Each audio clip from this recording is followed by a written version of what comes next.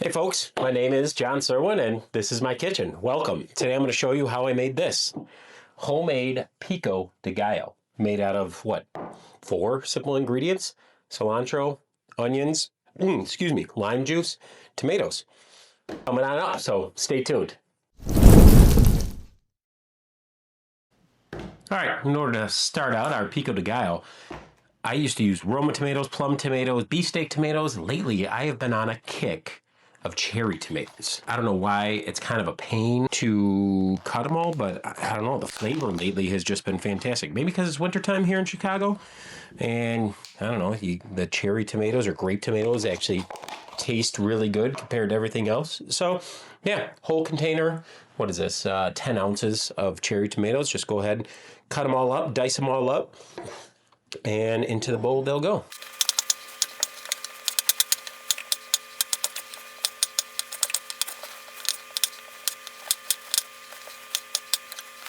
All right, so that's 10 ounces of cherry tomatoes diced up. Now I'm going to dice up one onion, but I'm going to kind of eyeball, see if I'm going to use it all.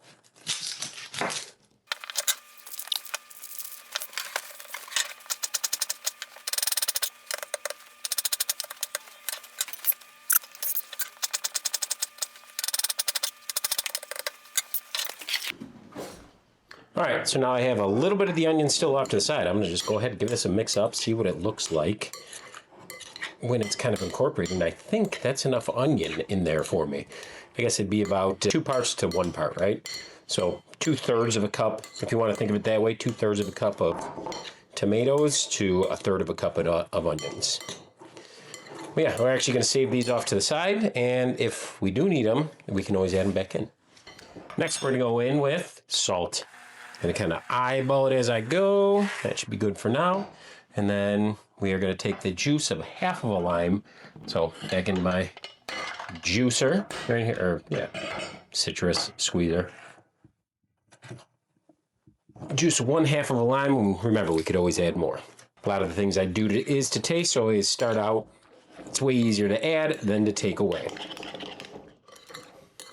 I know you could always add a Serrano or a jalapeño if you want to add a little bit of spice to it. Generally, I don't, because I like to add some hot sauce on my whatever I'm putting this on. And sometimes I just want it mild. So generally, I'm not adding a Serrano or a jalapeno, but feel free to. All right, then we take our cilantro, and I usually go about a whole bunch of cilantro. Like, not a whole bunch, yeah, a bunch, like being one bunch, not a... you know what I'm saying. 1 bunch of cilantro. Go ahead, give it a little slice up. Stems and all. Don't be afraid of those stems. A lot of flavor in there. At least in my opinion. But when you get to mostly stems, that's when call it a day. Okay. You know what? I am going to eyeball this too, because that is actually quite a bit of cilantro in there.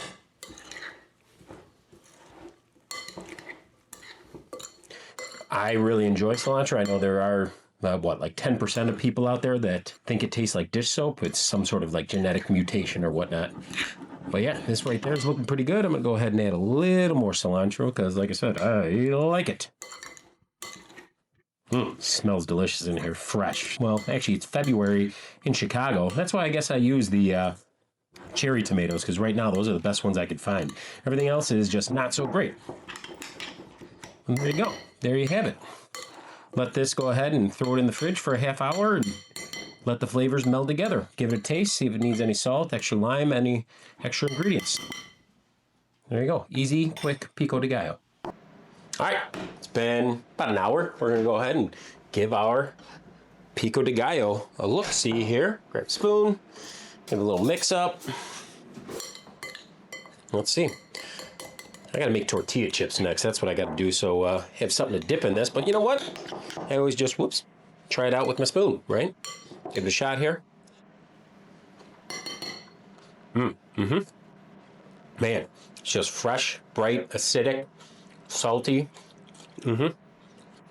Yeah, that's fantastic. Wouldn't change anything, I guess.